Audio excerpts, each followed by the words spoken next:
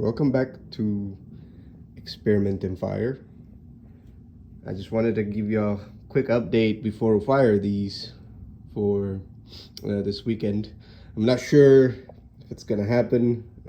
It might be a little wet this weekend, so we'll see what happens. We'll be able to fire them, but I wanted to provide a little update video on our experiment pieces. So you remember on the last video we've had some control piece, which would be this guy right here. This is your store-bought clay by itself, not mixed with anything. If you notice, it didn't crack. Look at that. Nothing. I know that looks like cracks, but oh, that did crack. Look at that. But I think the bowl itself, this part, will still survive because I didn't punch a hole through it and connect this. So if this falls off, I'm fine. I'm fine with that. But yeah, you can see that little crack. I just noticed that today. Interesting. But for the most part, I thought it was just going to be in pieces, but nope. Surprising. Next piece is the backyard clay by itself, and it was doing well, but kind of disappointed. This guy here, the cover was okay, still okay, no cracks. That's not a crack. That's just my workmanship right there, but that's not crack. Looks okay. No, I think this will do all right. But the coffee roastering thingy that I was trying to do cracked right there, and the crack goes through all the way. Disappointed. And I could have fixed them, but I don't want to fix them because I wanted to show y'all and also see what would happen as well, like how far that crack would have went.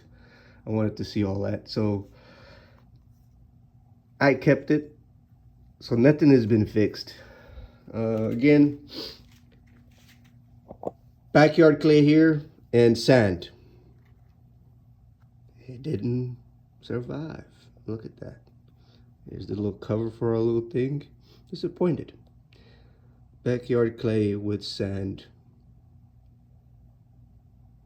Wow. The bottom piece also cracked as well.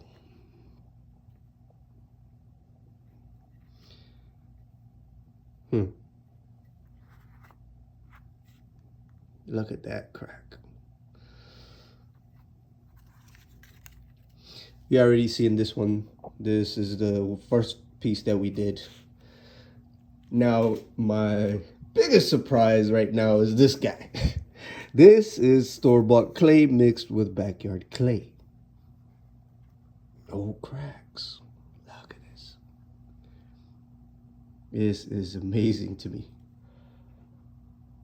No cracks. Nothing. Now, of course, we fixed this guy while we were forming it, so having it in a mold helped out a lot, I guess. But look at that. Nothing.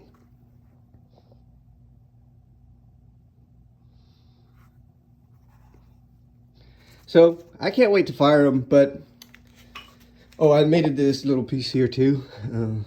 Well, this was supposed to be for this, to kind of help with the roasting of the coffee, but I had extra clay left over, so I did that with it. But I do want to point out in the experiment, these two pieces were they had the backyard clay. One was sand without sand. The only thing that survived is that cover. And if you remember, that cover was with a mold, somewhat of a mold. I took it out of there once it it was strong enough. These, I handmade them.